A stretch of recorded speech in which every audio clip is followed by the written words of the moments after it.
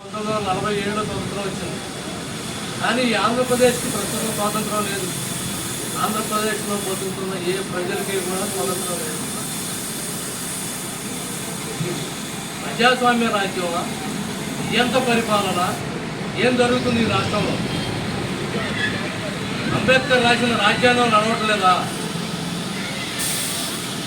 రాజ్యాంగం ప్రకారం ఉండాల్సిన వ్యవస్థలన్నీ కూడా నిర్వీర్యం చేసింది ఈ కూటమి ప్రభుత్వం.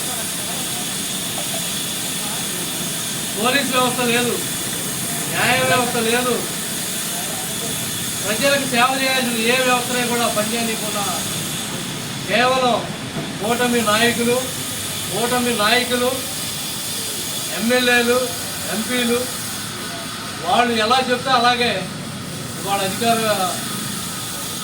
యంత్రాంగం మొత్తం కూడా పనిచేస్తారు.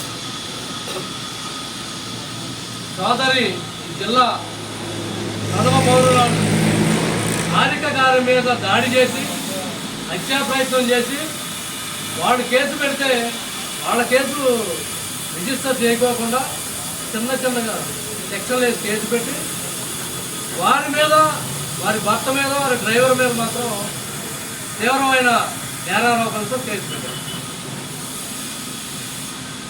ఈ రాష్ట్రంలో ఎవరైతే బాధితులు ఉన్నారో బాధితుల మీద కేసులు పెడుతున్నారు తప్ప బాధితుల మీద ఎవరైతే దౌర్జన్యం చేశారో రౌడీజం చేశారో వాళ్ళ మీద మాత్రం కేసులు ఉంటున్నారు.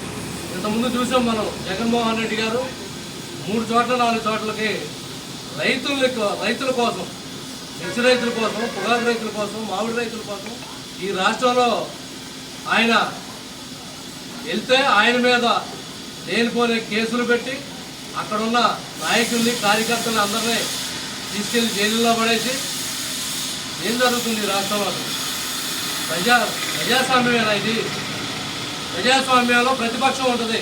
ప్రతిపక్ష పార్టీ ప్రతిపక్ష పాత్ర పోషిస్తేనే ఈ రాష్ట్రంలో ఉన్న ప్రజలకి న్యాయం జరుగుతుంది. జగన్మోహన్ రెడ్డి గారు బయటకు వచ్చిన తర్వాతే తల్లికి వందనం ఈ ప్రభుత్వం వేసింది.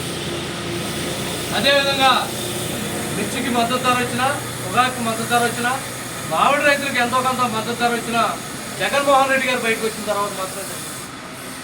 అప్పటి వరకు మొద్దు నిద్రపోతుంది ఈ ప్రభుత్వం.